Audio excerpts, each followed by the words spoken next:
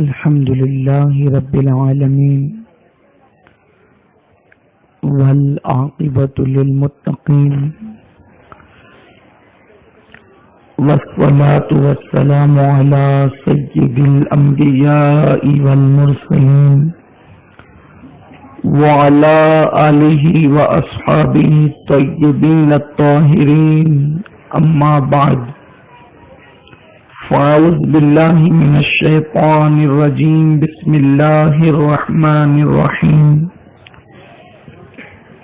إن الله لا يغير ما بقوم حتى يغير ما بأنفسهم صدق الله العظيم غوث اعظم بمنی بے سرو ساما مدد قبلہ دین مدد کعبہ ایمان مدد بغیر باب بلا افتاد کشتی ضعیفانو شکستہ رات و پشتی بحق کے خواجہ عثمان ہارون مدد کن یا معین الدین چشتی مدد کن یا معین الدین چشتی مدد کن یا معین الدین چشتی.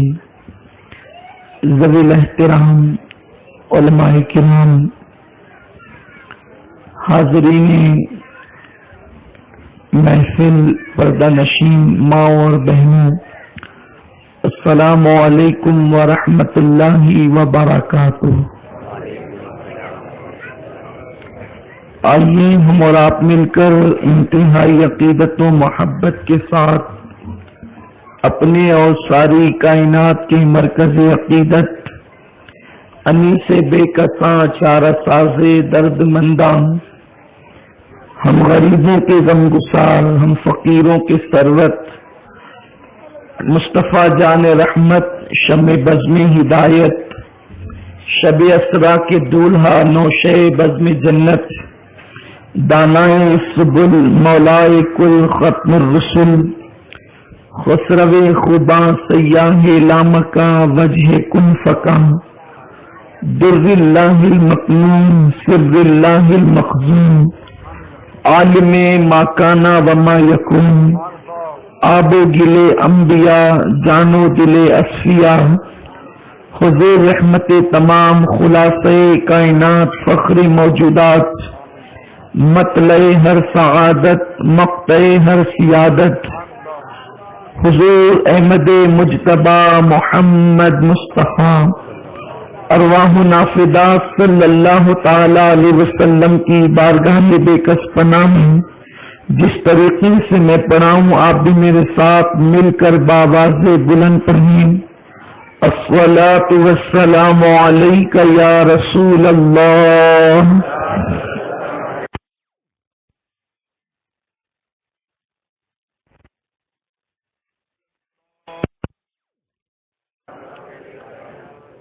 الصلاۃ والسلام علیک یا حبیب اللہ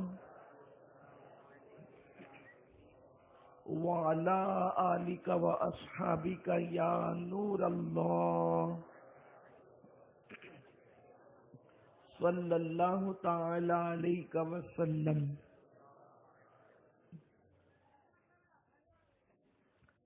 پھر کے گلی گلی تباہ، ٹھوکریں سب کی کھائیں کیوں، دل کو جو عقل دے خدا تیری گلی سے جائیں کیوں، رخصت قافلہ کا شور گش سے ہمیں اٹھائے کیوں، سوتے ہیں ان کے سائے میں کوئی ہمیں جگائے کیوں.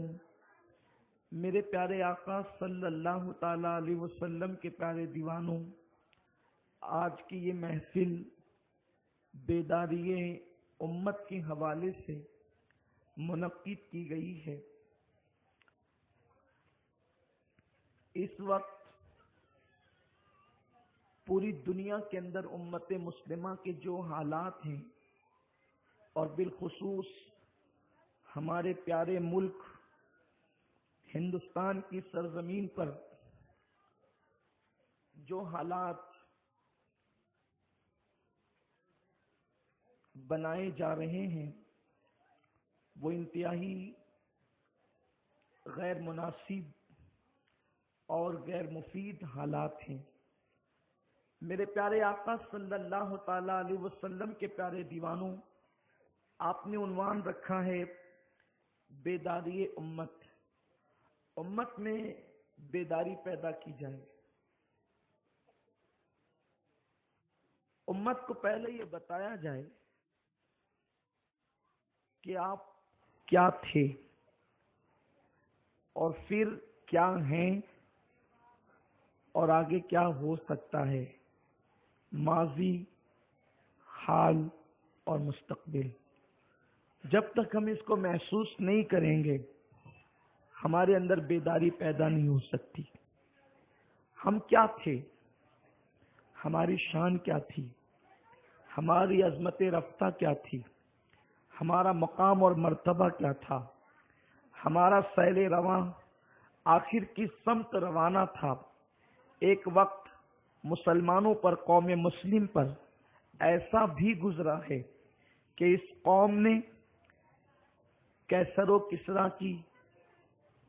کسریٰ کے تخت و تاج کو اپنے پیروں تلے روندا ہے۔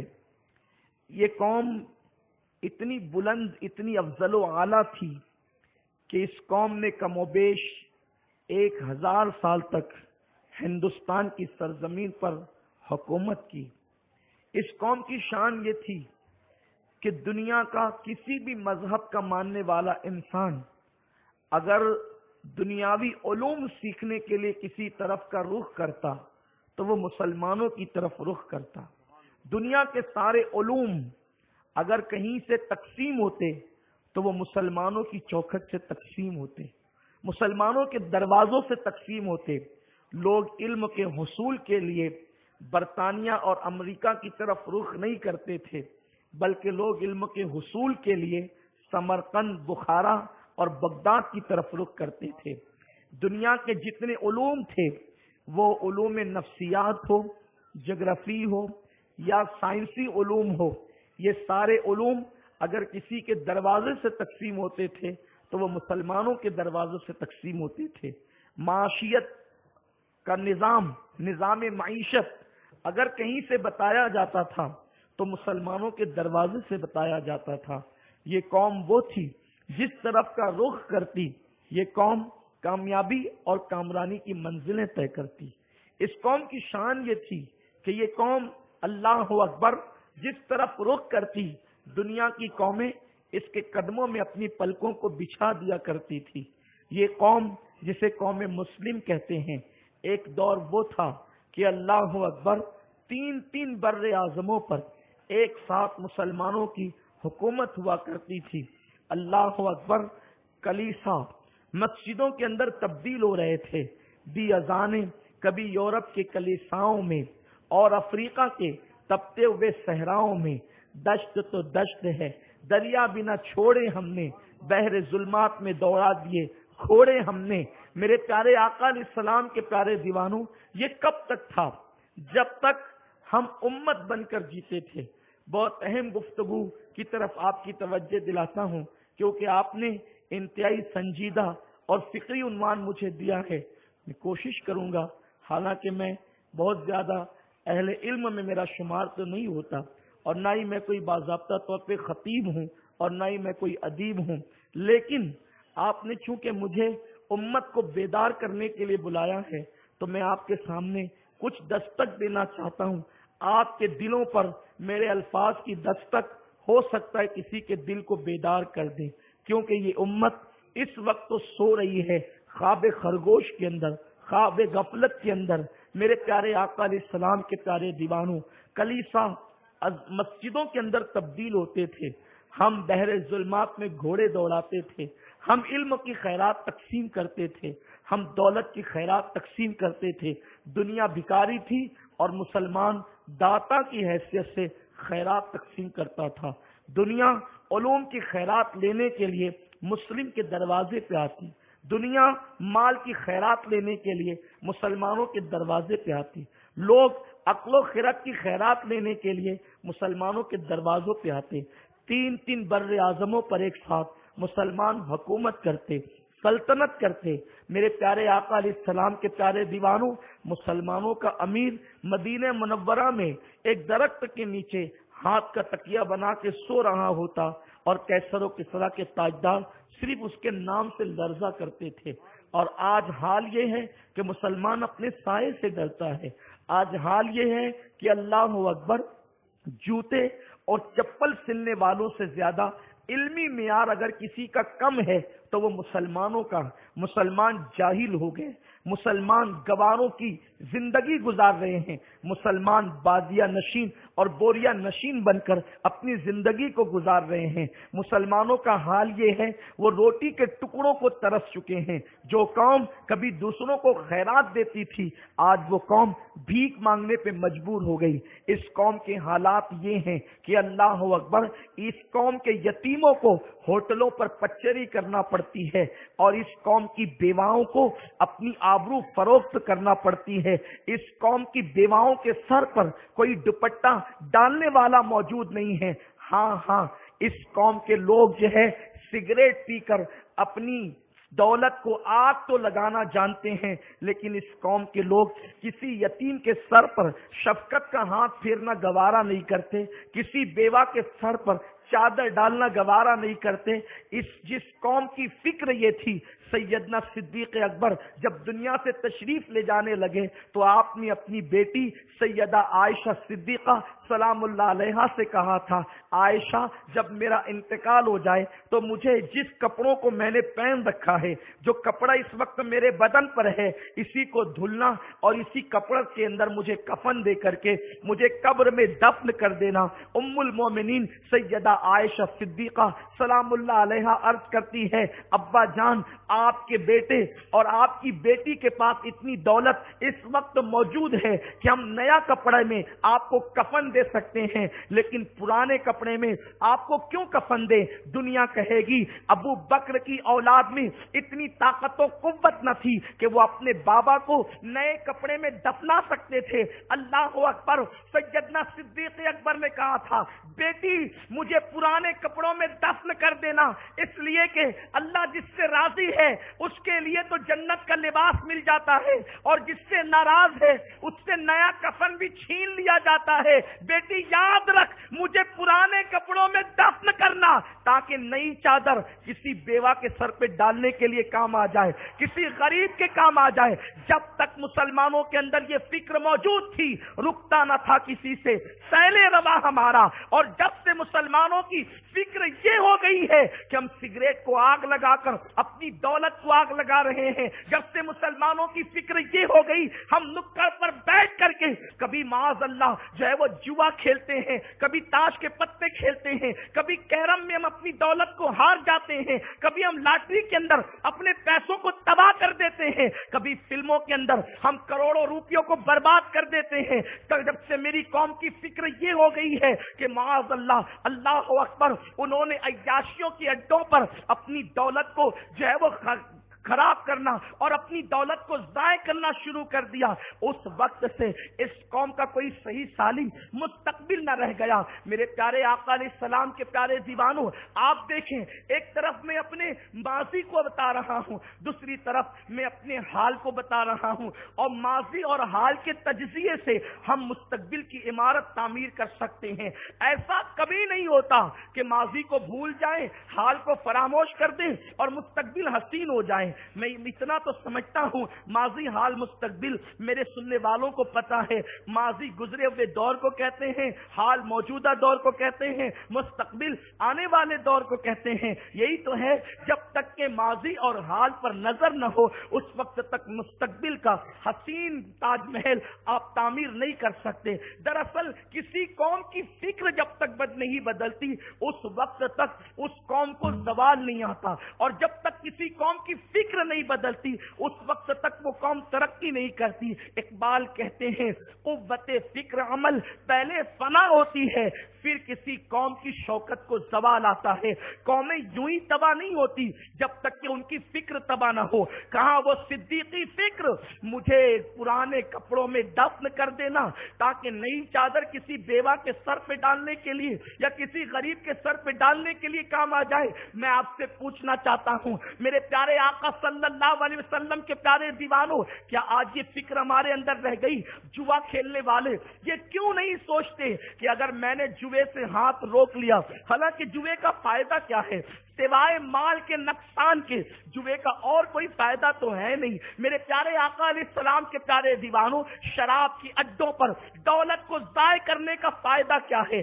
صحت بھی ضائع ہو رہی ہے, دولت بھی ضائع ہو رہی ہے, وقت بھی ضائع ہو رہا ہے. میرے پیارے آقا علیہ السلام کے پیارے دیوانوں, نشیلی چیزوں کے پیچھے, نشیلی دواؤں کے پیچھے دولت کو ضائع کرنے کا فائدہ کیا ہے؟ میرے آقا صلی اللہ علیہ وسلم کے پیارے دیوانوں, جو نشہ ہے وہ انسان کو قسطوں کے اندر انسٹالمنٹ پر مار ڈالتا ہے, اور نشے کی وجہ سے انسان اللہ اکبر جوانی کی زندگی میں ہی موت کے گھاٹ اتر جاتا ہے. اور اگر وہ زندہ بھی رہے تو وہ سماج کا بوجھ اٹھانے کی بجائے سماج پہ بوجھ بن جاتا ہے.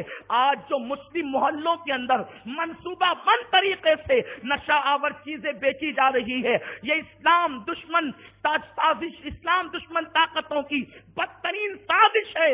دنیا جانتی ہے اگر زمانے میں کوئی انقلاب پیدا کر سکتا ہے تو وہ صرف مسلمان پیدا کر سکتا ہے. مسلمان کو نشے میں گم کر دو, مسلمان کو شراب میں دھت کر دو, مسلمان کو جوؤں میں الجھا دو, مسلمان کو کھیل کود میں الجھا دو, مسلم نوجوانوں کو عیاشیوں کے اڈوں تک پہنچا دو, تاکہ یہ قوم پھر کسی خالد ابن ولید کا چہرہ نہ دیکھ سکے, تاکہ پھر اس قوم کے اندر کوئی طارق ابن زیاد جنم نہ لے سکے, پھر اس قوم کے اندر کوئی محمد ابن قاسم کا وجود نہ ہو سکے. دنیا بہت ہوشیار ہے, لیکن میری قوم کی نادانی کو کیا کہیں. ہمارے 16-17 سال کے بچے, کوئی سگریٹ پی رہا ہے, کوئی گٹکا کھا رہا ہے, معاذ اللہ کوئی شراب پی رہا ہے. آپ سے پوچھنا چاہتا ہوں, دن بھر میں 100 روپے کا گٹکا کھا کر جس قوم کے جوان تھوک دیتے ہوں, آج اس قوم کے جوان بیٹیوں کی حالت یہ ہے کہ 30-30, 35-35 سال کی عمر ہو گئی, ان کو اچھے رشتے صرف اس لیے نہیں آتے کہ ان کے ماں باپ کے پاس جہیز دینے کے لیے پیسے نہیں ہیں. میرے پیارے آقا علیہ السلام کے پیارے دیوانوں, میں آپ سے پوچھنا چاہتا ہوں, کروٹ بدلنے والی وہ قوم کی بچیاں جو 30-30, 35-35 سال کی عمر کو پہنچ گئی, جب وہ راتوں کو بستر پہ کروٹ بدلتی ہوگی اور پسکیاں لیتی ہوگی تو رسول ہاشمی کے دل پر کیا گزرتی ہوگی؟ کیونکہ اللہ کے رسول ارشاد فرماتے ہیں, جس نے مسلمان بیٹی کا دل دکھایا اس نے مجھ محمد کا دل دکھایا. ہم نے قوم کی بیٹیوں کو سسکنے کے لیے چھوڑ دیا, ہم نے قوم کی بیٹیوں کو تڑپنے کے لیے چھوڑ دیا. قوم کی بیٹیوں کے درد کا احساس کون کرے گا؟ قوم کی بیٹیوں کی سسکیوں کا علاج کون کرے گا؟ لیجئے, حضرت پیر طریقت سید فاروق میاں چشتی صاحب قبلہ تشریف لا رہے, حضرت کا استقبال کر لیں. آپ راستہ دے دیں, حضرت پیر صاحب قبلہ کو آنے کے لیے راستہ دے دیں, بڑی مہربانی ہوگی, تاکہ جلد سے جلد ہم اپنے پروگرام کو آگے بڑھا سکیں. نعرہ تکبیر, نعرہ تکبیر, نعرہ رسالت.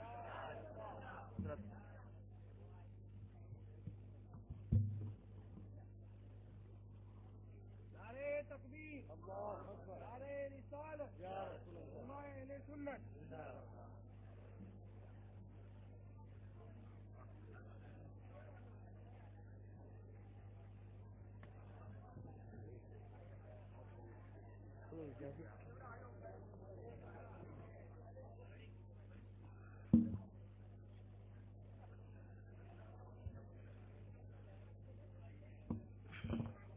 تشریف رکھیں, ایک مرتبہ درود شریف پڑھنے. اللہم صلی علی سیدنا و مولانا محمد مادن الجود والکرم والہ الکرام وابنہ الکریم و امتہ الکریمہ یا اکرم الاکرمین وبارک وسلم صلاۃ و سلام علیک یا رسول اللہ صلی اللہ تعالی علیہ وسلم. نبیر شیخ الکبیر شہزادہ سلطان المشائخ حضور پیر طریقت حضرت علامہ سید فاروق میاں چشتی مقدس اللہ العالی ہماری محفل میں تشریف لائے. حضرت قبلہ کی آمد ہماری محفل کی قبولیت کی ضمانت ہے انشاءاللہ. ایک بار درود شریف پڑھ لیں. حضرت کی اجازت سے گفتگو کو آگے بڑھاؤں. اللہم صلی علی سیدنا و مولانا محمد معدن الجود والکرم وآلہ الکرام اجمعین. صلاۃ و سلام علیک یا رسول اللہ صلی اللہ تعالی علیہ وسلم. عرض یہ کر رہا تھا کہ وہ سوچ، وہ فکر جو صدیقی فکر ہے، صدیق اکبر کی، وہ سوچ جو سیدنا فاروق اعظم کی فکر ہے. سیدنا فاروق اعظم رضی اللہ تعالیٰ ایک مرتبہ رو رہے ہیں. کسی نے عرض کی رونے کی وجہ کیا ہے؟ صدیق اکبر فرماتے ہیں اللہ کے رسول علیہ الصلوۃ والتسلیم نے مجھ سے کہا تھا، اے عمر، اگر تیرے دور حکومت میں دریا کے کنارے پر کوئی خارش زدہ کتا بھوک سے بلک کر مر جائے تو قیامت کے دن اللہ کی بارگاہ میں تجھے اس کی بھوک کا بھی جواب دینا ہوگا. آپ سے میں پوچھنا چاہتا ہوں، اگر جس کتے کو کھجلی ہو اس کتے کو دیکھ کر بھی گھن لگتی ہے، اس سے نفرت سی ہوتی ہے، اگر اللہ کے حبیب علیہ الصلوۃ والتسلیم ایک خارش زدہ کتے کی بھوک کا تذکرہ کر کے وقت کے اس عظیم صحابی کو، اپنے سچے جانشین کو اللہ کا خوف دلا رہے ہوں، وہ عمر جس کے بارے میں اللہ کے حبیب فرماتے کہ مجھ سے جبریل نے کہا کہ اگر میں 1000 سال کی عمر لے کر آؤں اور عمر کی فضیلت بیان کروں تو 1000 سال کی عمر ختم ہو جائے گی مگر عمر کی فضیلت ختم نہیں ہو سکتی. وہ فضیلت والا صحابی جس کے لیے رسول پاک فرمائیں اگر اپنی محفلوں کے اندر جان پیدا کرنا ہو اور محفلوں کو مزین کرنا ہو تو میرے عمر کا ذکر محفلوں میں کیا کرو. اللہ تمہاری محفلوں میں جان پیدا کر دے گا، تمہاری محفلوں میں زینت پیدا ہو جائے گی. وہ سیدنا فاروق اعظم آقائے کریم نے اپنے بننے والے جانشین کو پہلے ہی آگاہ کر دیا، اگر ایک خارش زدہ کتا کسی دریا کے کنارے، دیکھیں آپ دریا کے کنارے پہ توجہ کریں، اس لیے حضور نے یہ نہیں کہا بستی میں مر جائے. اس حدیث پر آپ بہت غور کریں، اہل علم کی توجہ چاہتا ہوں. امت کی بیداری کی آپ کانفرنس کرنے کے لیے آئے، بیداری امت کا جلسہ کرنے آئے ہیں.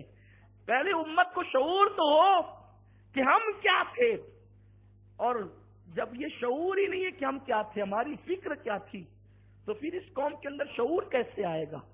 اللہ کے رسول نے یہ نہیں کہا کہ بستی میں بھوکا مر جائے، فرمایا دریا کے کنارے بھوکا مر جائے.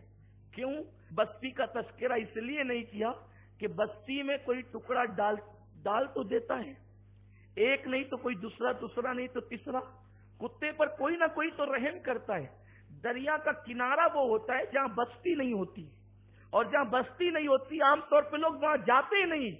تو فرمایا عمر اگر تیرا دور حکومت ہو اور جہاں کوئی نہیں جاتا ہو اور وہاں کتا بھوک سے مر جائے تو اللہ کی بارگاہ میں اس بھوک کے بارے میں تجھ سے پوچھا جائے گا. جب کتے کی بھوک کے بارے میں پوچھا جائے گا تو جو لوگ تاش کے پتے کھیل کے قوم کا پیسہ ضائع کرتے ہیں اور اس قوم کی بیٹیوں کے پاس نکاح کرنے کے لیے جہیز کو پیسے نہیں ہیں، تو کیا ان تاش کا پتہ کھیلنے والوں کو ان بیٹیوں کے حق کے بارے میں پوچھا نہیں جائے گا؟ اس قوم کے سود خوروں سے پوچھا نہیں جائے گا؟ اس قوم کے مالداروں سے جو اپنی دولت کے بلبوتے پر عیاشیوں کے آشیانے تعمیر کرتے ہیں، اپنی بیٹی کا نکاح کرتے ہیں تو گھر کے آنگن میں جو جہیز سجاتے ہیں اس نیت کے ساتھ کہ 4 گلی کے لوگ آ کر کے دیکھیں اور کہیں کہ فلاں سیٹھ صاحب نے اپنی بیٹی کو کتنا دیا. کبھی وہ یہ تصور نہیں کرتے کہ اگر 4 گلی کے لوگ آئیں گے تو کیا ان کے اندر یہ حرص پیدا نہیں ہوگی کہ جب فلاں کو اتنا جہیز مل سکتا ہے تو میرے بیٹے کو بھی میں وہاں پر اس کا نکاح کرواؤں گا جہاں اس سے زیادہ ملے، جہاں اس سے زیادہ جو ہے وہ جہیز کی خیرات ملے. اور اس کے بعد ایک کا ایک دیکھا دیکھی، یہ جو بدعت سیاح جو ہے معاذ اللہ معاشرے کے اندر عام ہوگی، اس کی تباہی کا ذمہ دار کون ہوگا؟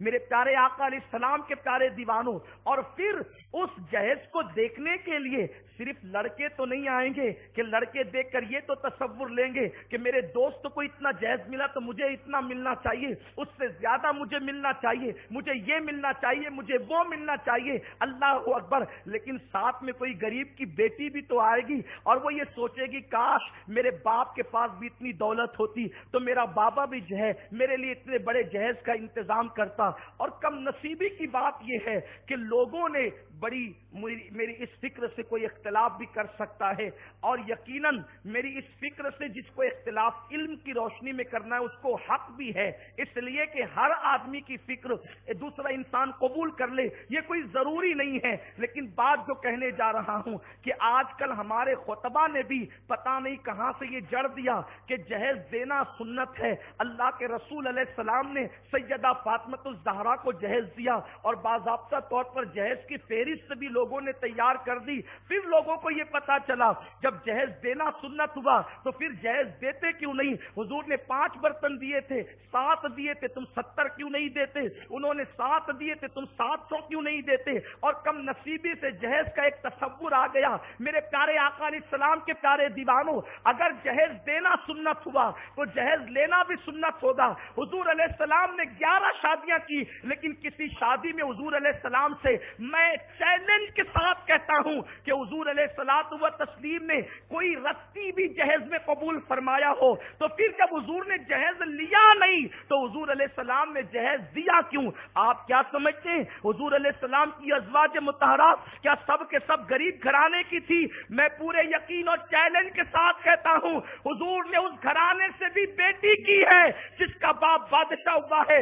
حضرت جویریہ کا باپ بادشاہ تھا وقت کا، میرے پیارے آقا علیہ السلام کے پیارے دیوانوں، لیکن اس کے باوجود بھی حضور علیہ السلام نے ایک رتی جہیز نہیں لیا تو پھر فاطمہ الزہرا کو جہیز کیوں دیا؟ میں کہتا ہوں جہیز دیا ہوتا تو بات ہوتی، حضور نے جہیز دیا نہیں، اسلام میں جہیز کا تصور نہیں ہے۔ تو جو پھر سیدہ فاطمہ کو برتن دیے وہ کیا تھے؟ سیدہ فاطمہ الزہرا کے ساتھ جو دیے وہ کیا تھے؟ ہم کہتے ہیں سیدہ فاطمہ کو نہیں دیا اللہ کے بندو، یہی تو بات ہے۔ دراصل مولائے کائنات کو دیا، اور مولائے کائنات کو اس لیے دیا کہ مولا علی بچپن سے رسول پاک کی پرورش میں تھے، کیونکہ میرے آقا نے اپنے چچا حضرت عباس سے کہا تھا چچا حضرت ابو طالب کو جو ہے وہ اللہ اکبر اولاد زیادہ ہونے کی وجہ سے ان پہ بار ہے، ایک کام کرتے ہیں ہم ان کی اولاد کو لے کر آپس میں تقسیم کرتے ہیں، پرورش کرتے ہیں۔ اور جب حضرت عباس کو ساتھ لے کر کے حضرت ابو طالب کے پاس گئے تو کہا کہ آپ کی اولاد زیادہ ہے اور آپ پر مصیبت ہے تو آپ ہمیں دے دیں، تو انہوں نے جو ہے حضرت جعفر طیار کو حضرت عباس کو دے دیا، اور مولا علی بچپن سے رسول پاک کی پرورش میں آ گئے۔ تو گویا کہ حضور کی بچپن، حضور نے بچپنے سے مولائے کائنات کی پرورش کی۔ اب جب نکاح کا وقت آیا تو اس وقت مولائے کائنات آ کر کے بیٹھ گئے، اور بیٹھنے کے بعد کہا کہ حضور جو ہے وہ ایک دل کا مقصد مدعا لے کر آیا ہوں، ہمت نہیں ہوتی۔ حضور علیہ السلام پہ وحی کے آثار ظاہر ہوئے، اور آقا کریم صلی اللہ علیہ وآلہ وسلم نے فرمایا میرا اللہ مجھے حکم دیتا ہے کہ عرش پر میں نے علی و فاطمہ کا نکاح کر دیا ہے، فرش پر تم بھی علی و فاطمہ کا نکاح کر دو۔ اس کے بعد مولائے کائنات کہتے ہیں یا رسول اللہ صلی اللہ علیہ وسلم میرے پاس تو خود کا گھر بھی نہیں ہے، تو اللہ کے رسول صلی اللہ علیہ وسلم نے ایک صحابی کے پاس جو زیادہ مکان تھا اس کو کرائے پر حضور نے خود کرائے پر لے کر علی مرتضیٰ کو دیا۔ اس لیے نہیں دیا کہ داماد ہے، اس لیے دیا کہ بچپن سے پرورش کر رہے ہیں، چچا کا بیٹا ہے، چچا زاد بھائی ہے، اس لیے مولائے کائنات کو کرائے پہ گھر لے کر کے دیا۔ اور اب نیا گھر ملا تو اس گھر کے اندر کوئی استعمال کا برتن نہیں تھا، تو حضور علیہ السلام نے جیسے نیا گھر کرائے پہ لے کر کے دیا ویسے ہی برتن انہوں نے مولا علی کو لے کر کے دیا،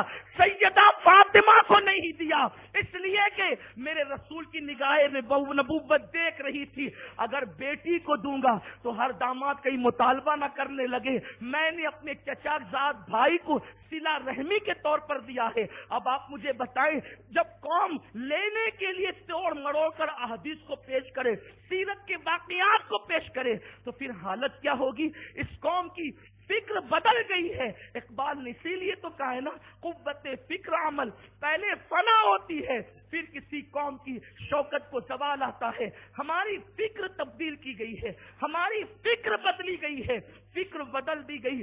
جو قوم کل تک کی اللہ کی عبادت کرنے کو فرض جانتی تھی، آج اس قوم کو معاذ اللہ یہ فکر دی گئی ہے کہ اللہ کی عبادت کرنے والے لوگ بیکورڈ ہوتے، جو غریب لوگ ہیں صرف وہی عبادت کرتے، اپر کلاس کا طبقہ اللہ کی عبادت نہیں کرتا معاذ اللہ۔ اور آپ دیکھیں پھر دولت آتی ہے تو انسان عیاشوں کی طرف جاتا ہے، مسجدوں کی طرف نہیں آتا۔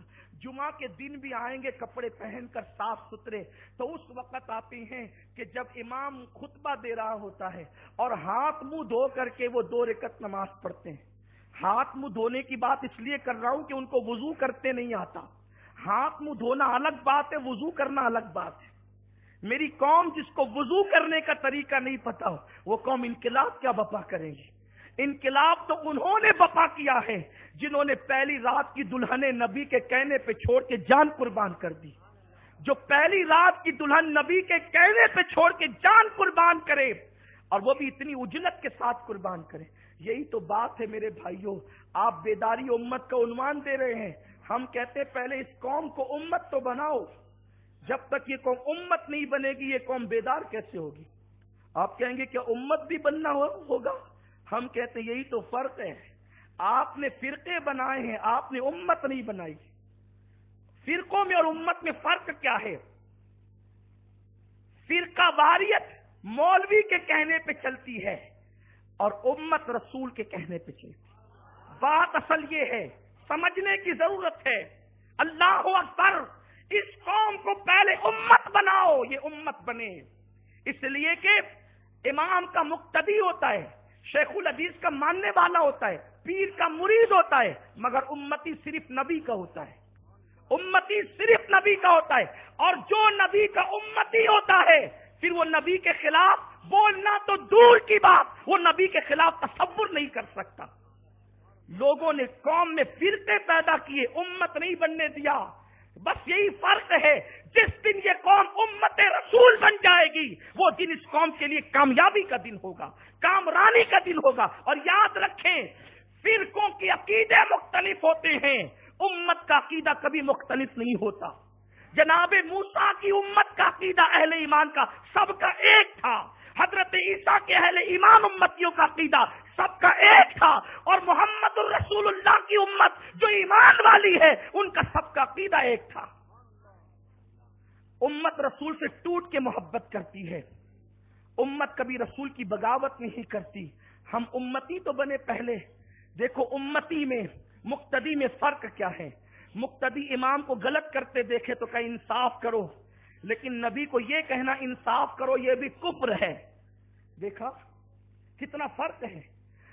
امام کو کہو انصاف کرو، امر بالمعروف کے زمرے میں ہے، لیکن نبی کو کہو انصاف کرو کفر ہے۔ کیوں؟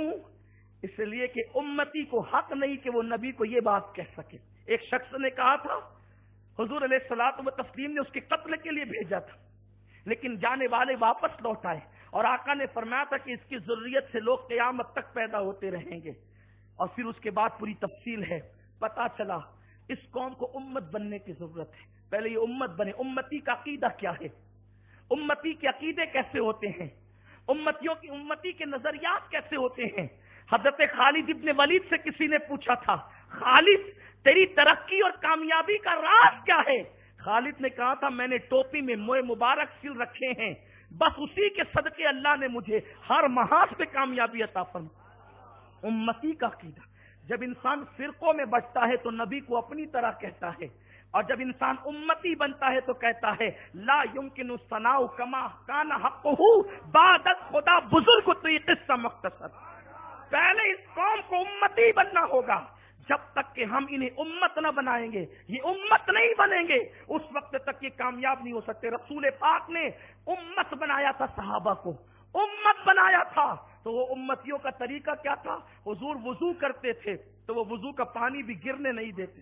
وہ حضور کے صرف مقتدی نہیں تھے، وہ حضور کے صرف مرید نہیں تھے، وہ حضور کے امتی تھے، کیونکہ امتی صرف نبی کا ہوتا ہے بس۔ میرے پیارے آقا علیہ السلام کے پیارے دیوانوں، وہ نظریات کہاں گئے؟ وہ فکر کہاں گئی؟ وہ تصورات کہاں گئے؟ حضور نے امتی بنائے تھے، امتی۔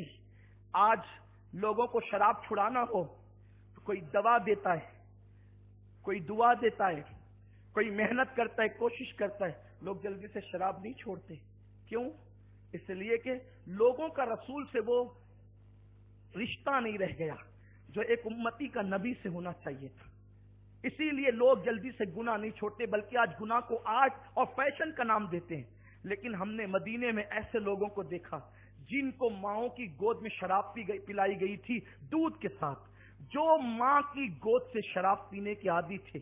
جب میرے رسول نے فرمایا اپنے منادی سے، جاؤ مدینے کی گلیوں میں اعلان کر دو، اللہ کے رسول نے کہا کہ آج کے بعد شراب حرام ہے، تو جن کے ہاتھ میں تھی انہوں نے پیالے توڑے، جن کے منہ میں تھی انہوں نے کلی کر دی، جن کے حلق میں گئی تھی انہوں نے انگلی ڈال کر کے الٹی کر دی، اور اس کے بعد مدینے کی گلیوں کے اندر شراب کی جو ہے وہ نالی بہ رہی تھی، نالیوں میں شراب بہ رہی تھی۔ آخر یہ انقلاب، کسی بندے کو گٹکا چھڑانا آسان نہیں ہے، کسی بندے کو سگریٹ چھڑانا آسان نہیں ہے۔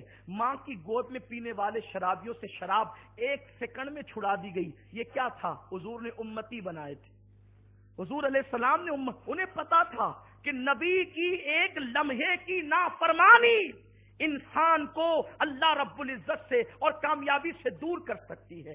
ہمیں احساس ہے ہم حضور کے امتی ہیں، ہم نے کبھی احساس کیا ہم حضور کے امتی ہیں۔ حضور علیہ الصلوۃ والتسلیم پوری رات ہمارے لیے مغفرت کی دعائیں کرتے رہے، حتیٰ کہ پیروں میں ورم آ گئے۔ ام المومنین عائشہ صدیقہ کہتی ہے، میں حضور سے عرض کرتی ہوں حضور بس بھی کیجئے۔ اللہ کے حبیب کہتے ہیں، عائشہ کیا میں اللہ کا شکر گزار بندہ نہ بنوں؟ آپ سے پوچھنا چاہتا ہوں، آپ بتائیں ہم نے امتی ہونے کا حق کیا ادا کیا ہے؟ امتی کی شان کا ہوتا ہے۔ دراصل اس عنوان سے ہم نے محنت ہی نہیں کی کہ اس بات کو ہم نے اجاگر بھی کرنا ہے کہ یہ قوم امت ہے۔ امتیوں کا طرز زندگی کیا ہے؟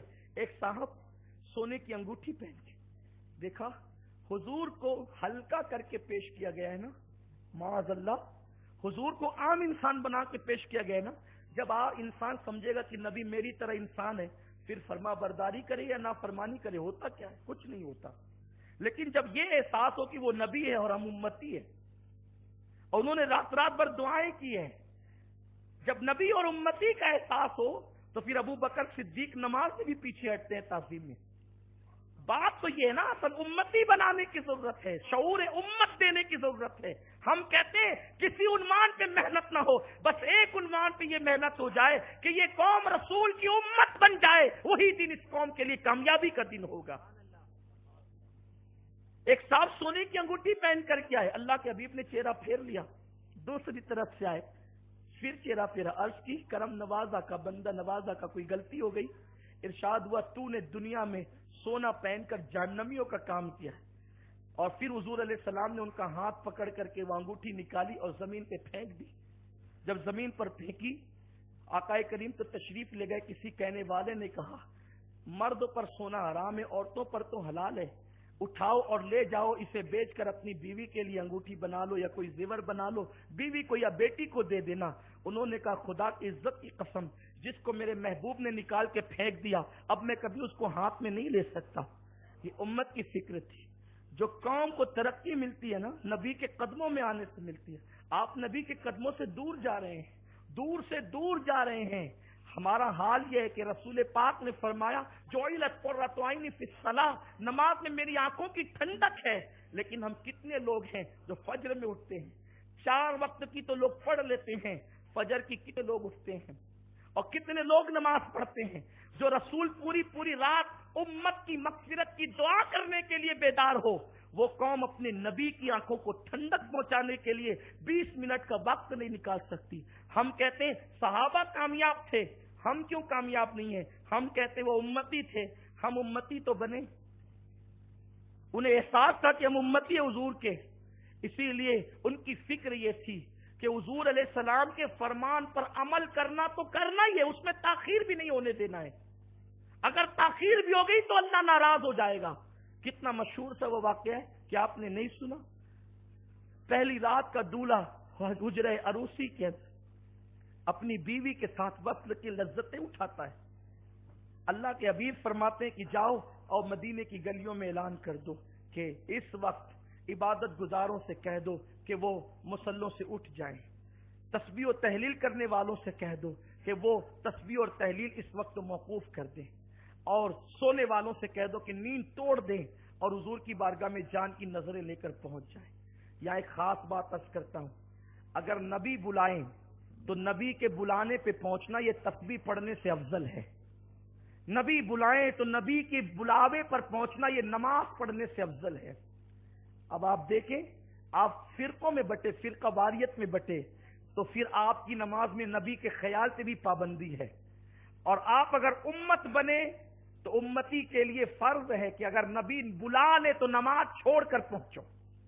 اور ہمارے فقہاء نے یہ مسئلہ بیان کیا ہے، ایک دو نہیں، فقہ کی اکثر کتابوں کے اندر یہ مسئلہ موجود ہے۔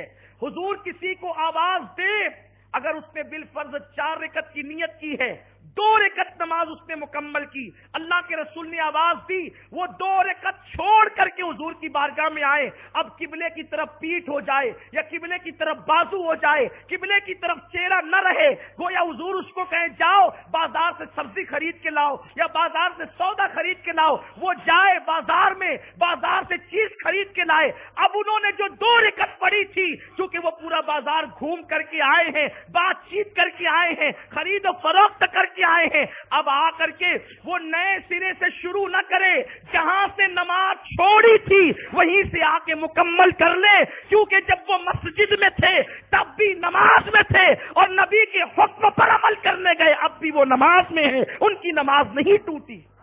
یہ ہے دین، دین اس کا نام ہے، لیکن ہم نے یہ پیش کب کیا؟ یہاں تو فرقہ واریت کی طرف قوم کو لے جایا گیا کہ نبی کا خیال آنے سے نماز کی اہمیت ختم ہو جاتی ہے۔ آپ بتائیں، حضور تو اس قوم کو امت بنانے آئے تھے۔ میں یہ کہتا ہوں دھلیا والوں، آج سمپوزیم کیے جا رہے ہیں، سیمینار کیے جا رہے ہیں، جگہ جگہ کانفرنسیں ہو رہی ہے، امت کو بیدار کرو، امت کو ترقی پہ لے جاؤ۔ ہم کہتے امت ہوگی تو ترقی ہوگی نا، پہلے امت تو بنو۔ بات رونا یہی ہے۔ بڑی معذرت کے ساتھ ایک بھونڈی سی مثال ہے، بزرگ تشریف فرما ہے، حیا بھی آتی ہے، لیکن بس دل میں اتر جائے تو بات یہ۔ آپ کہتے ہیں امت کو بیدار کرو، امت ترقی کرے۔ جب آپ امتی نہیں بنیں گے تو ترقی کہاں کریں گے؟ یہ بالکل ایسے ہی ہے جیسے آپ کہیں کہ عورت سے بچے پیدا کرو، جب تک آپ نکاح نہیں کریں گے تو بچہ کیسے پیدا ہوگا؟ پہلے نکاح تو کیجئے، جب بچے کی ولادت ہوگی نا۔ آپ نے نکاح کیے بغیر بچہ مانگنا ہے تو نکاح کے بغیر بچہ کیسے ہوگا؟ اور نکاح کے بغیر جو بچہ ہوگا 1000 محنت کے بعد وہ آپ کا نہیں ہوگا، کیونکہ اللہ کے رسول نے فرمایا زانی کے لیے پتھر ہے اور جس کی منکوہ ہے یا جس کا بستر ہے اسی کا بچہ ہے۔ اب آپ مجھے بتائیں، تو ہم یا سب لوگ بہت امت کے درد کی بات کرتے ہیں، امت کٹ رہی ہے، امت پٹ رہی ہے، امت لٹ رہی ہے، امت قتل ہو رہی ہے، امت کی املاک جلائی جا رہی ہے، امت کو یہ کیا جا رہا ہے، وہ کیا جا رہا ہے، امت ترقی کیسے کرے گی؟ ہم کہتے ہیں پہلے امت تو بنا۔ امت کے مقدر میں ترقی ہے، یہ امت تو بن کر دیکھے۔ قرآن کہتا ہے امت کی درد کی جھوٹی باتیں کرنے والوں کو کہتا ہوں، اللہ نے ہمیں بشارت دی ہے، وَلَا تَهِنُوا وَلَا تَحْزَنُوا وَأَنْتُمُ الْأَعْلَوْنَ إِن كُنتُم مُؤْمِنِينَ۔ مایوس مت ہونا، غم مت کرنا، تم ہی سر بلند رہو گے۔ قرآن کی آیت بدلی جا سکتی ہے، قرآن کی آیت میں شک کیا جا سکتا ہے۔ قرآن کہتا ہے تم ہی سر بلند ہوگے، ڈپریشن کا شکار مت ہونا، غمگین مت ہونا، تم ہی کامیاب اور سر بلند رہو گے۔ کب؟ ان کنتم مومنین، اگر تم مومن بن جاؤ۔ اللہ مومن بنے کیسے؟ تو میرے رسول نے کہا لا یؤمن احدکم حتی اکون احب الی من والدہ وولدہ والناس اجمعین۔ تم میں کا کوئی مومن نہیں ہو سکتا جب تک وہ اپنی جان، اپنے اولاد سے زیادہ، اپنے ماں باپ سے زیادہ اور تمام لوگوں سے زیادہ مجھ محمد سے محبت نہ کرے۔ اور ایک مقام پہ فرمایا جب تک وہ اپنی جان سے زیادہ مجھ سے محبت نہیں کرے گا مومن نہیں ہوگا۔ دوسرے مقام پہ فرمایا لا یؤمن احدکم حتی اکون،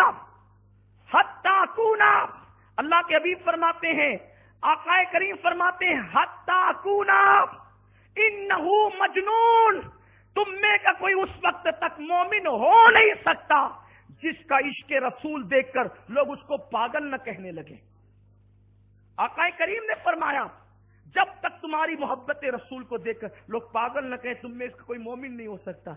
जिस दिन मोमिन बनोगे उस दिन कामयाबी कदम चूमेगी, उस दिन ये उम्मत कामरानी की मंजिलों पे जाएगी। गर्दन में हाथ डाले हैं माहो नजूब ने गुजरा है इन हदों से मुसलमान कभी कभी, ये किसके लिए कहा गया है? हुजूर की उम्मत बने थे सहाबा, इसीलिए दरियाओं ने रस्ते पैदा किए। हम हुजूर की उम्मती कब बने? हमारा हाल तो ये है कि रमजान शरीफ में हम गुटकों के लिए रोजे तो छोड़ देते हैं, लेकिन रसूल पाक की मोहब्बत में हम रोजा रखने की हिम्मत नहीं करते। क्यों? जिस कौम को गुटके से ज्यादा अपने दीन से प्यार न हो उसे उम्मती कहलाने का हक क्या है? आप मुझे बताएं। अपना हाल ये है कि माज़ अल्लाह अगर कोई बाप को गाली दे दे हमारी आस्तीनें चढ़ जाती है, लेकिन अगर कोई रसूल पाक की तौहीन कर दे तो हम कहते हैं ये तो मौलवियों का मामला है, हमारा तो इसमें कुछ है ही नहीं। उसे उम्मती कहलाने का हक क्या है? आपसे मैं पूछना चाहता हूँ, उम्मती बनना इतना आसान है कि आपने मोहम्मदुर रसूलुल्लाह पढ़ लिया और आप उम्मती बन गए? कुरान कहता है नहीं, कुरान ने तो कैद लगाई है वल्लदीना माहू अशिद्दाउ वलल कुफ्फार रुहमाउ बैनहुम तराहुम रुक्अन सुज्जदन यब्तगून फज़लन मिनल्लाहि व रिदवाना। ये उम्मती की डेफिनेशन अल्लाह ने कुरान में बयान की है। आप क्या समझते हैं मोहम्मदुर रसूलुल्लाह पढ़ के आप निकल जाएंगे? नहीं, हुजूर ने फरमाया वल्लदीना माहू, जो उनके साथ वाले हैं, उनके जो उम्मती हैं, उनकी पहली पहचान ये है अशिद्दाउ वलल कुफ्फार, वो कुफ्फार पे सख्त हैं, रहमाउ बैनहुम, आपस में रहम दिल है। और फिर उनकी पहचान क्या है? तराहुम रुक्अन सुज्जदा, उनको जब तुम देखोगे वो कसरत से रुकू सुजूद करते मिलेंगे। इससे मुफस्सिरीन ने लिखा है, अब्दुल्लाह इब्न अब्बास कहते हैं खास तौर पे सैयदुल मुफस्सिरीन के तराहुम रुक्अन सुज्जदा से मुराद फर्ज नमाजें नहीं है, बल्कि ये फर्ज के अलावा नमाजें हैं कि जब भी तुम मुसलमानों को देखोगे तो वो कसरत से तुम्हें रुकू व सुजूद करते मिलेंगे। यहां तो हमें व्हाट्सएप चेक करते हुए लोग देखते हैं, ताश के पत्ते खेलते हुए लोग देखते हैं, जुआ खेलते हुए लोग देखते हैं, दौलत की मोहब्बत में सूद लेते और देते लोग देखते हैं। क्या कौम को पता नहीं? हुज्जतुल इस्लाम इमाम गजाली लिखते हैं कि जिसने जुए के आलात अपने हाथों में लिए, कयामत के दिन वो इस हाल में उठेगा कि उसके हाथ सूअर के खून में रंगे होंगे। आपसे पूछता हूं, महफिल खत्म होगी और आपके मुकद्दर उरूज पर होंगे, आपको ये शरफ मिलेगा, अल्लाह करे मिले, कि हुजूर शहजादे रसूल शेखुल कबीर के नबीरा हमारे दरमियान जलवगर हैं। जिस शख्सियत का अहले दुनिया पर और आसपास के इलाकों पे बड़ा एहसान और दुनिया पे खुसूसी एहसान कि दारुल सुल्तानिया जैसी अजीम दीनी दरसगाह आपको अता की, एक मरकजी इदारा दुनिया को दिया जिसने अल्लाह ताला हमारे बुजुर्गों को बिलखुसूस नबीरा शेखुल कबीर को दराज़ी उम्र बिल खैर अता फरमाए, काम करने वालों को अल्लाह उम्र खिज़र अता फरमाए। लेकिन आपसे पूछता हूं, महफिल खत्म होगी, आपको हाथ मिलाने का मौका मिल जाए, मुसाफा करने का मौका, ठीक है, अल्लाह न करे किसी के हाथ में कीचड़ लगा हो, तो शहजादे रसूल के हाथ में अगर कीचड़ लगा हो तो आप अपना हाथ दे सकते हैं? बोलिए, नहीं दे सकते। क्यों? आपके हाथ में कीचड़ है। अच्छा, कीचड़ हमेशा नापाक नहीं रहता, कीचड़ पाक भी तो होता, सही है। अगर पाक कीचड़ हाथ में लगा हो तो आले रसूल के हाथ में आप अपना हाथ देकर मुसाफा नहीं कर सकते। सोचो, जुआ खेलने की वजह से जिनके हाथ कयामत के दिन सूअर के खून में रंगे होंगे, और आका फरमाते हैं कयामत के दिन मैं अपनी उम्मत से मुसाफा करूंगा। यहां सैयदों से, आलिमों से, पीरों से मुसाफे का शरफ मिले तो हम उसकी लज्जत कई दिन तक महसूस करते हैं। कयामत के दिन का इंतजार इसीलिए है कि उस दिन सैयदुल कौनैन से, कायदुल मुरसलीन से हमारे नसीब कैसे जगेंगे कि हुजूर के हाथों में हाथ दे के मुसाफा करेंगे, उन गोरे गोरे नर्म हाथों में हाथ देंगे। लेकिन अल्लाह अकबर, जो दुनिया में अपने हाथों से जुआ खेलते हैं, जुआ सिर्फ अब वो नहीं जो ताश के पत्ते हैं, जुआ सिर्फ वो नहीं जो कैरम है, अब तो मोबाइल में भी जुआ है, 3 पत्ती गेम, लूडो गेम, खुदा जाने क्या क्या। और पहले 4 लोग, 3 लोग, 2 लोग जब तक जमा नहीं होते थे तब तक लोग जुआ नहीं खेल पाते थे। अब तो तरक्की का दौर आ गया ना माज़अल्लाह, وہ اندھیرا ہی بھلا تھا کہ قدم راہ پہ تھے، روشنی لائی ہے منزل سے بہت دور ہمیں۔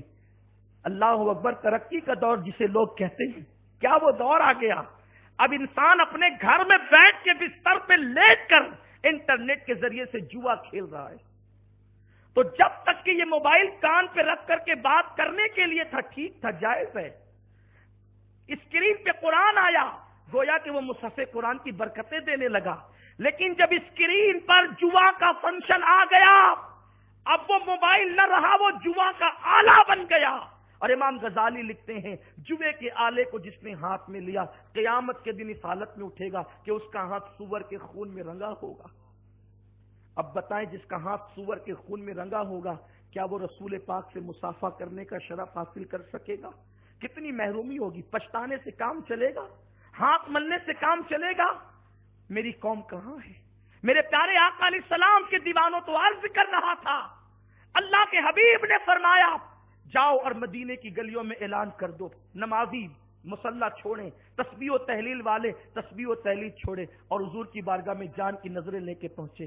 ایک پہلی رات کا دولہا ہے جو وصل کی لذتیں اٹھا رہا ہے، لیکن جیسے حضور کے منادی کی آواز سنی ہے، الگ ہو کر کے نکلنے کی تیاری کرتا ہے۔ پیچھے سے پکڑنے والے نے دامن پکڑا، میرے سرتاج کہاں جاتے ہو؟ آپ کے لیے تو سب کچھ چھوڑا ہے، آپ ہمیں چھوڑ کے کہاں جاتے ہو؟ پلٹ کر کہا، ہمارے عشق کی راہ میں دیوار نہ بننا، ورنہ ہم عشق کی راہ میں بننے والی دیواروں کو توڑ دیتے ہیں۔ عرض کیا، کیا ہمارے سوا بھی آپ کا کوئی محبوب ہے؟ تو جواب آیا، جس محبوب کے صدقے سارے محبوب ملے ہیں، اسی محبوب نے صدا لگائی ہے۔ مطلب کیا؟ اللہ کے حبیب نے بلایا ہے۔ وہ کوئی معمولی عورت نہ تھی، آج کل کی لڑکیوں کی طرح جن کی تربیت سیریل دیکھ کر کے ہوئی، وہ کیا جانے نبی کا حق کیا ہوتا ہے۔ جنہوں نے فلموں کے اندر معاذ اللہ بھجن سنے، انہیں کیا پتا کہ نبی کا حق کیا ہوتا ہے۔ جن کو فلمی اداکارہ سیریل کے طرز پر کپڑے پتلے پتلی اور باریک پہنائے جائیں، انہیں کیا پتا نبی کا حق کیا ہوتا ہے۔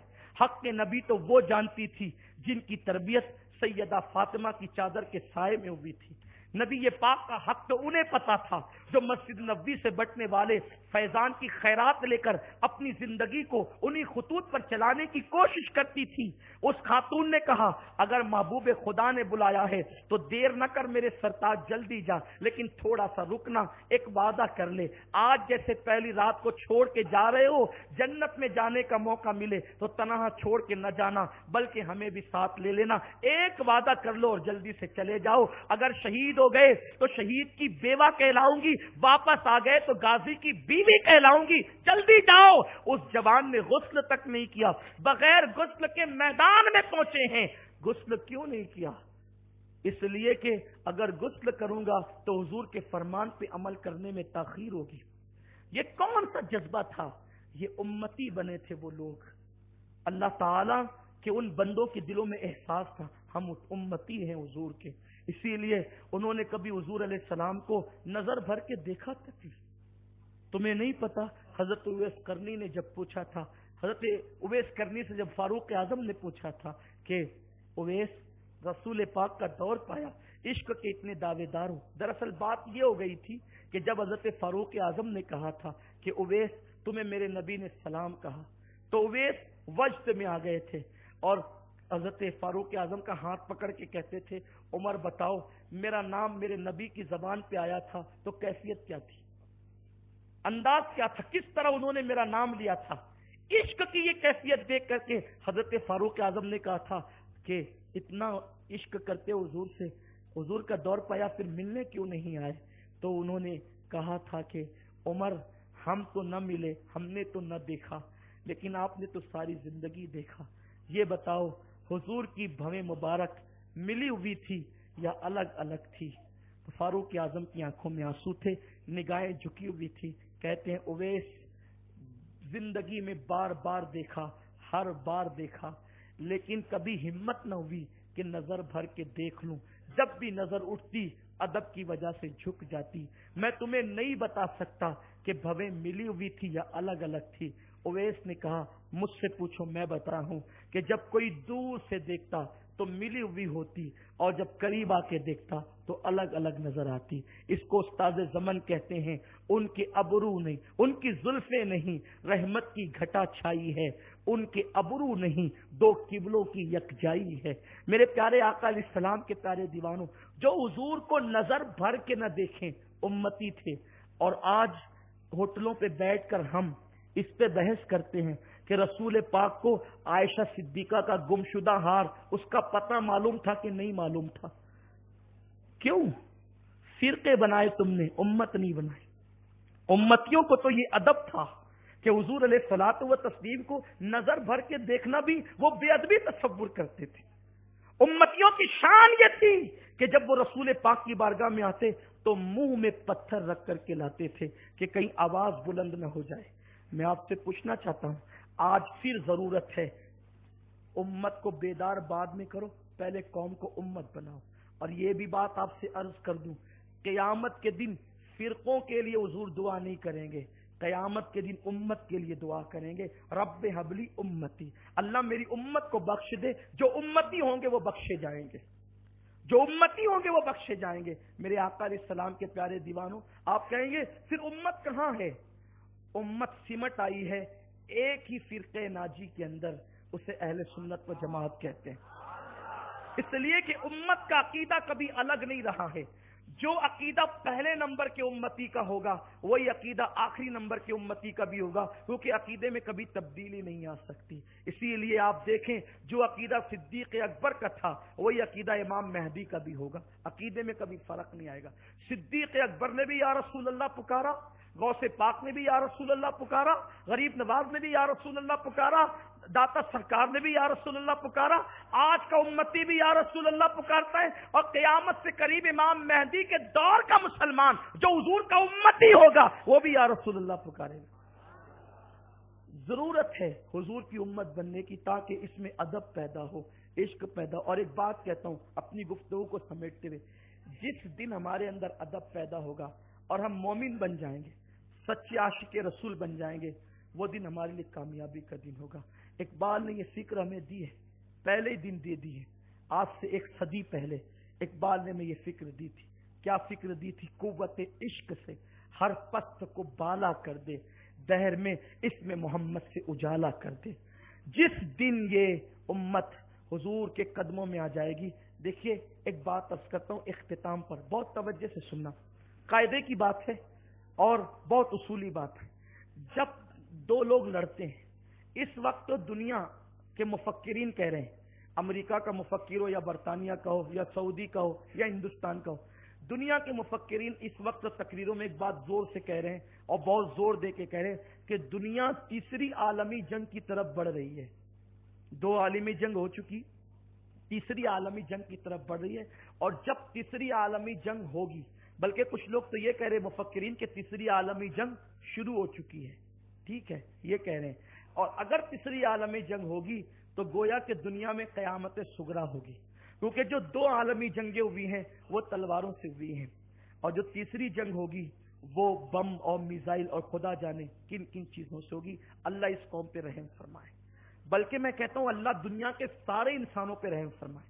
میں بات صرف مسلمانوں کی نہیں کر رہا ہوں، اس لیے کہ ہمارا مذہب امن کی بات کرتا ہے، ہمارا مذہب شانتی کی بات کرتا ہے، سکون کی بات کرتا ہے، اسلام امن سلامتی کا مذہب ہے۔ لیکن ایک بات آپ سے عرض کرنا چاہتا ہوں، جب 2 قومیں لڑے گی، ظاہر سی بات ہے لڑائی کے اندر 2 قوم ہوتی ہے، 2 قومیں لڑے گی، الکفر ملت واحدہ، کفر ایک ملت ہے اور اسلام ایک ملت ہے، ٹھیک ہے۔ جس وقت کفر اور اسلام ٹکرائے گا، دونوں کے اندر ٹکراؤ ہوگا، 2 قومیں لڑے گی، لڑنے والا جب کمزور پڑتا ہے، توجہ آپ کی، لڑنے والا جب کمزور پڑتا ہے تو وہ کیا کرتا ہے؟ لڑنے میں کامیابی لینے کے لیے اپنے سے کسی طاقتور سے ہاتھ ملا لیتا ہے۔ جیسے مثال کے طور پہ اس وقت دنیا کے بہت سارے ممالک ہیں، کوئی ایران کے ساتھ جا رہا ہے، کوئی جو ہے وہ امریکہ کے ساتھ جا رہا ہے، کوئی روس کے ساتھ جا رہا ہے، کوئی برطانیہ کے ساتھ جا رہا ہے، یعنی ہر کمزور ملک طاقتور سے ہاتھ ملا رہے ہیں، اور جو طاقتور سے ہاتھ ملاتا ہے پھر اس کے اوپر کچھ کرنے کے لیے دوسرے لوگ سوچتے ہیں یار بہت بڑے طاقتور سے اس کا تعلق ہے، اس کا ہاتھ مل گیا ہے، اس کا رابطہ ہو گیا ہے، اب اس سے لڑیں گے تو یہ چھپ بیٹھے گا، لیکن وہ پیچھے والا جو ہے نا پشت پر وہ نہیں چھوڑے گا. صحیح ہے، یہی بات ہے، طریقہ یہی ہے. اس وقت امت مسلمہ کو کفر دبانے کی کوشش کر رہا ہے، اور اس وقت کی پیشن گوئی غیب کی خبر اللہ کے رسول نے دے دی ہے. سرکار فرماتے ہیں جس وقت میری امت وہن کا شکار ہوگی اس وقت ان پر لوگ ایسے ٹوٹ پڑیں گے جیسے بھوکا دسترخوان پہ ٹوٹ پڑتا ہے. امت جب میری وہن کا شکار ہوگی تو لوگ ان پر اسلام دشمن طاقتیں ایسے ان پہ ٹوٹ پڑے گی جیسے بھوکا دسترخوان پہ ٹوٹ پڑتا ہے. اور صحابہ نے حیرت سے کہا تھا حضور اس وقت ہم کم ہوں گے. آقا فرماتے ہیں تمہاری تعداد بہت زیادہ ہوگی لیکن تمہارے اندر دو چیزیں ہوگی، دو چیزوں کا تم شکار ہو جاؤ گے. صحابہ نے پوچھا تھا وہن کیا چیز ہے؟ تو فرمایا کہ دو چیزوں کا شکار ہو جاؤ گے، حب الدنیا و کراہیت الموت.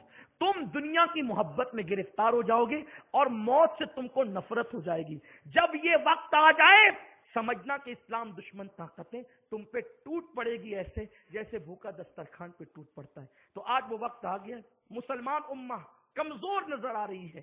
تو اب ہم کیا کریں؟ ہمیں ضرورت ہے کسی طاقتور سے ہاتھ ملانے کی.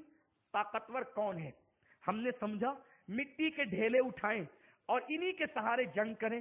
لیکن جب مٹی پتھر سے ٹکرا گئی تو ہمارا سارا وہم ختم ہو گیا کہ مٹی سے زیادہ طاقتور پتھر ہے. لیکن پتھر کو جب آگ میں ڈالا گیا تو پتھر آگ کی گرمی کی وجہ سے ٹوٹ کے ریزے ریزے ٹکڑے ٹکڑوں میں تقسیم ہو گیا. تو ہمارا ذہن اس پر بھی ختم ہو گیا. ہم نے جس پتھر کو طاقتور سمجھا تھا وہ پتھر طاقتور نہیں بلکہ آگ طاقتور ہے. ابھی ہم آگ سے رشتہ جوڑنے کی سوچ ہی رہے تھے کہ آگ پہ پانی برسا اور آگ کو بجھا دیا تو دل نے کہا سب سے زیادہ طاقتور پانی ہے، چلو پانی سے تعلق جوڑ لیتے ہیں تاکہ دنیا سے مقابلہ کر سکے. لیکن جیسے ہی وہ کروڑوں ٹن من سمندر کا پانی جس کی مغرور لہروں پر ہمیں غرور ہو رہا تھا، جب 14ویں رات کا چاند نکلا تو اس نے اپنی ننھی سی شعاؤں سے جب اس کو اپنی طرف کھینچنا شروع کیا تو اتنی دور تھا چاند لیکن اس میں اتنی طاقت ہے کہ ننھی سی شعائیں جب اس نے سمندر پہ ڈالی تو سمندر کے اندر مد و جزر آ گئے اور سمندر کا پانی اتھل پتھل ہونے لگا. تو تب ایک انسان کو احساس ہوا میں غلطی کر رہا تھا، جو میں پانی کو بہت طاقتور سمجھ رہا تھا. پانی طاقتور نہیں ہے بلکہ پانی سے طاقتور کہیں زیادہ چاند ہے. اب ہم نے سوچا کہ چاند نے جب اتنی دور رہ کر اپنی چھوٹی سی ننھی سی کرنوں کے ذریعے سے اتنے بڑے سمندر کو اتھل پتھل کر دیا تو اتنا طاقتور ہے چاند، چلو چاند سے رشتہ جوڑ لیں تاکہ یہ جنگوں میں ہمیں کام آ سکے. لیکن جب چاند سے رشتہ جوڑنے کا سوچ ہی رہے تھے کہ جبل ابو قبیس پر ایک شخصیت نظر آئی جس نے وہاں سے اشارہ کیا تو چاند کو دو ٹکڑے کر دیا اور بتا دیا کہ چاند طاقتور نہیں ہے بلکہ پوری دنیا میں سب سے زیادہ طاقتور اللہ کا رسول ہے جس نے ایک انگلی کے اشارے سے چاند کو ٹچ نہیں کیا بلکہ انگلی کے اشارے سے چاند کے ٹکڑے کر دیا. ہم نے مان لیا کہ جس کے اشارے میں اتنی طاقت ہے اس کی انگلی میں کتنی طاقت ہوگی، جس کی انگلی میں اتنی طاقت ہے اس کے پنجوں میں اور بازوؤں میں کتنی طاقت ہوگی. اہل سنت کا امام کہتا ہے جس کو بارے دو عالم کی پرواہ نہیں ایسے بازو کی قوت پہ لاکھوں سلام. اللہ اکبر. میں پورے دھلیے کے پہلوانوں کو چیلنج کرتا ہوں، کتنا ہی بڑا پہلوان ہو ایک انگلی سے کاغذ پھاڑ کے بتاؤ، نہیں بتا سکتے. ایک انگلی سے کاغذ نہیں پھٹتا، ایک انگلی سے چاند کے ٹکڑے کیسے ہو سکتے ہیں؟ لیکن رسول پاک نے کر کے دکھایا. اتنا طاقتور رسول اللہ نے تمہیں عطا کیا، مسلم امہ کو عطا کیا، لیکن ان کو رسول مان لو، مانو سچے دل سے انہیں نبی رسول مانو.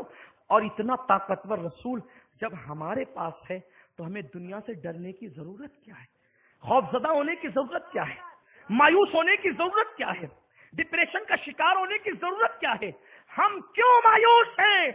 اس لیے کہ رسول پاک سے ہمارا وہ رشتہ نہیں ہے جو رشتہ امتی کا ہوا کرتا ہے.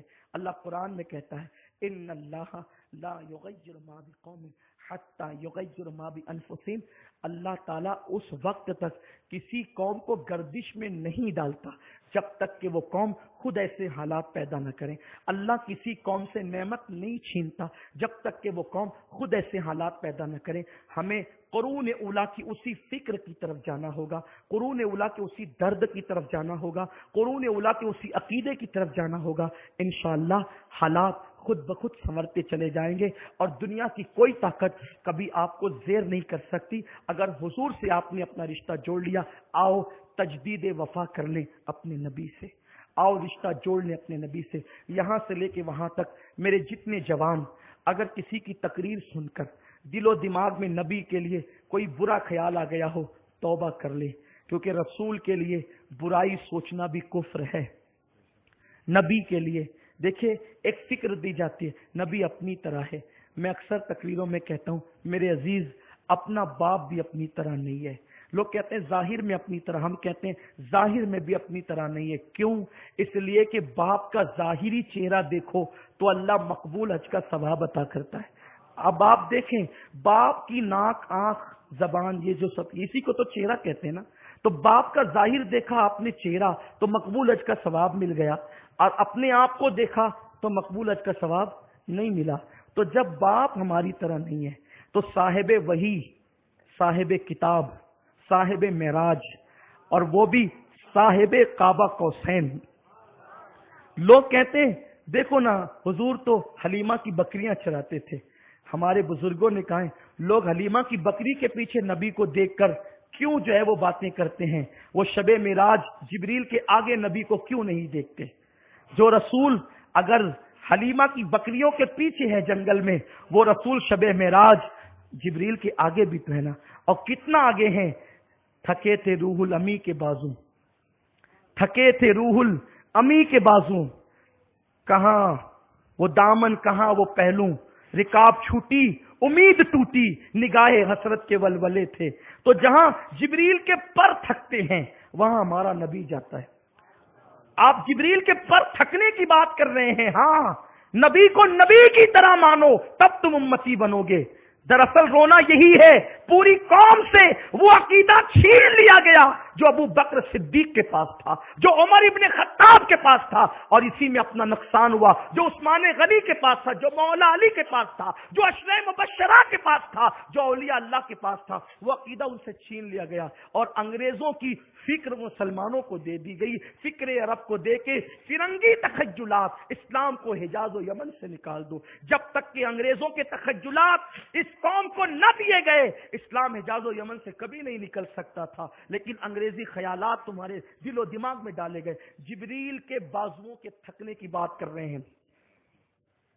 میرے امام اہل سنت نے کتنی بڑی فکر دی، تھکے تھے روح الامی کے بازو، کہاں وہ تامن کہاں وہ پہلو، رکاب چھوٹی امید ٹوٹی، نگاہ حسرت کے ولولے تھے۔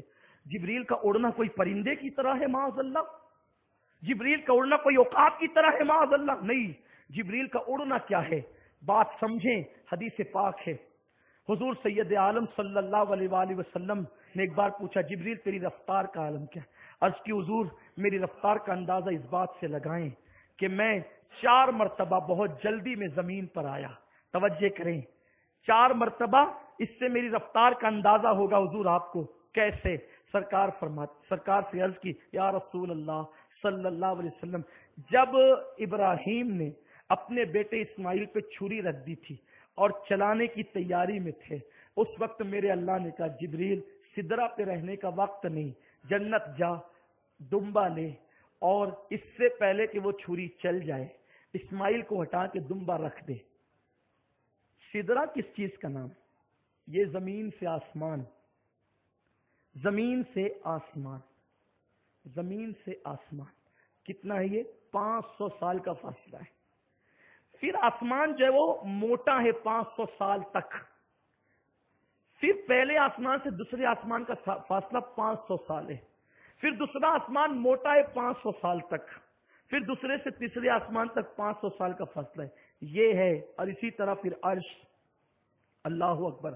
سدرہ پہ جبریل ہے، قدرت کی طرف سے اعلان ہے جاؤ، اس سے پہلے کہ چھری رکھ کر چلانے میں کتنا ٹائم لگتا ہے؟ جبریل کہتے ہیں یا رسول اللہ چھری رکھ دی گئی تھی، اس کے چلنے سے پہلے میں سدرا سے نکلا، جنت آیا اور جنت سے دمبا لے کر اسماعیل کو ہٹا کر رکھ دیا، اور چھری چلنے سے پہلے میں نے یہ کام کر دیا۔ یہ جبریل کی رفتار ہے۔ کہتے ہیں یا رسول اللہ، دوسری مرتبہ اس وقت جب نمرود کے کارندے حضرت ابراہیم علیہ السلام کو جو ہے وہ ڈالنے والے تھے آگ کے اندر، قدرت نے کہا اس سے پہلے کہ وہ آگ میں ڈالیں آپ جائیں اور اس کو گلزار بنا دیں۔ اب میں وہاں پہنچا، ان سے پہلے پہنچ گیا۔ اور تیسری مرتبہ کہتے ہیں یا رسول اللہ، جب حضرت یوسف علیہ السلام کو ان کے بھائی کنویں میں ڈال رہے تھے، آقا انہوں نے کنویں کی منڈیر سے یوسف کو ڈالا، قدرت نے کہا جبریل اس سے پہلے کہ یوسف کنویں کی تہ میں جائے تو کنویں میں پہنچ کر اپنے پروں پہ اس کو سنبھال لیں۔ کنویں کی منڈیر سے کنویں کی تہ تک پہنچنے میں کتنا ٹائم لگتا ہے؟ کہتے ہیں میں سدرا سے یوسف سے پہلے کنویں کی تہ میں پہنچ چکا تھا۔ اور چوتھی مرتبہ اس وقت جب احد میں آپ کا خون آپ کے گالوں سے نکلا اور زمین پہ گرنے والا تھا، تو زمین کہتی تھی اگر یہ خون زمین پہ آ گیا تو اناج نہیں اگے گا۔